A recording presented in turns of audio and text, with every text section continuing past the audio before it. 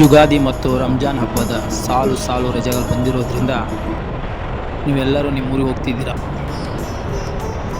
ನೋಡಿ ಎಷ್ಟೊಂದು ಟ್ರಾಫಿಕ್ ಇದೆ. ಸ್ಲೀಪರ್ ಬಸ್ಸಿನಲ್ಲಿ ಪ್ರಯಾಣಿಸುವ ಪ್ರಯಾಣಿಕರಿಗಾಗಿ ಒಂದು ಮಾತು: ಹಬ್ಬ ಹರಿದಿನಗಳು ಬಂದರೆ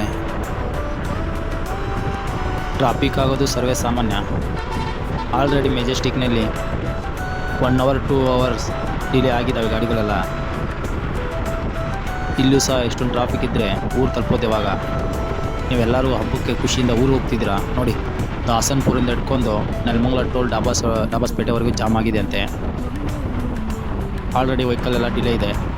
ಇಲ್ಲೂ ಮಿನಿಮಮ್ 1 ಅವರ್ 2 ಅವರ್ ಡಿಲೇ. ಬೆಳಿಗ್ಗೆ ಆನ್ ಟೈಮಿಗೆ ಯಾವ ಗಾಡಿನೂ ರೀಚ್ ಆಗಲ್ಲ.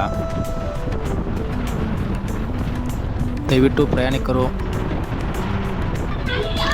ಚಾಲಕರ ಜೊತೆಗೆ ಸಹಕರಿಸಿ.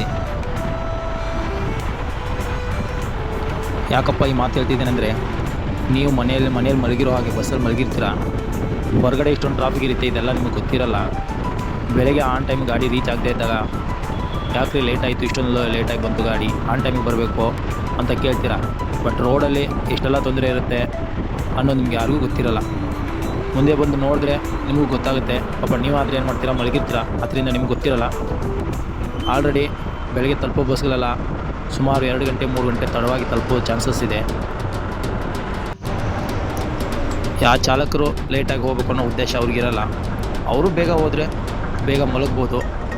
ಅವರು ನಿದ್ದೆ ಮಾಡಬೇಕು ಅನ್ನೋ ಆಸೆ ಇರುತ್ತೆ. ಯಾಕಂದ್ರೆ ರಾತ್ರಿ ಎಲ್ಲ ನಿದ್ದೆಗಟ್ಟು ಗಾಡಿ ಓಡಿಸಿರ್ತಾರೆ. ಗಾಡಿ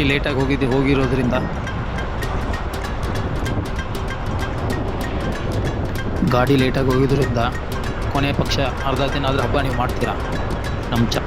ಎಲ್ಲರೂ ಅವರು ಹಬ್ಬ ಮಾಡಬೇಕಂತ ರಜಾ ಮಾಡಿದ್ರೆ ಪ್ರಯಾಣಿಕರು ಯಾರೂ ಅವ್ರ ಊರಿಗೆ ತಲುಪೋಕ್ಕಾಗಲ್ಲ. ದಯವಿಟ್ಟು ಅರ್ಥ ಮಾಡ್ಕೊಳ್ಳಿ ಡ್ರೈವರ್ ಸಮಸ್ಯೆ ಏನಿದೆ ಅಂತ. ಯಾರು ಡ್ರೈವರು ಲೇಟಾಗಿ ಹೋಗ್ಬೇಕು ಅನ್ನೋ ಉದ್ದೇಶ ಅವ್ರಿಗಿರಲ್ಲ. ಅವ್ರಿಗೂ ನಿಮ್ಮಾಗಿ ಹಬ್ಬ ಮಾಡಬೇಕು ಅನ್ನೋ ಆಸೆ ಇರುತ್ತೆ. ಆದರೂ ಡ್ಯೂಟಿ ಮಾಡ್ತಿರ್ತಾರೆ. ನೀವು ಏನೇ ಅಂದರೂ ವಹಿಸ್ಕೊಂಡ್ರು ಕೆಲಸದಲ್ಲಿದ್ದಿರ್ತಾರೆ. ದಯವಿಟ್ಟು ಗೌರವ ಕೊಡಿ. ಅಟ್ಲೀಸ್ಟ್ ನಾವು ಅವ್ರು ಟ್ಯಾಂಕ್ಸ್ ಇಲ್ಲ ಅಂದರೂ ಪರವಾಗಿಲ್ಲ, ಯಾರಿಗೂ ಏನು ಅನ್ನೋಕ್ಕೋಗ್ಬಿಡಿ. ಅದೇ ನಿಮ್ಮ ಕಡೆಯಿಂದ ಚಾಲಕರು ಬಯಸೋದು. ಎಲ್ಲರಿಗೂ ಒಳ್ಳೆಯದಾಗಲಿ. ಎಲ್ಲರೂ ಸುರಕ್ಷಿತವಾಗಿ ಊರು ತಲುಪಿ ಹಬ್ಬ ಮಾಡಿ, ಹಾಗೆ ಸುರಕ್ಷಿತವಾಗಿ ಮತ್ತೆ ಬನ್ನಿ ನಿಮ್ಮ ಕೆಲಸ ಮಾಡಿ.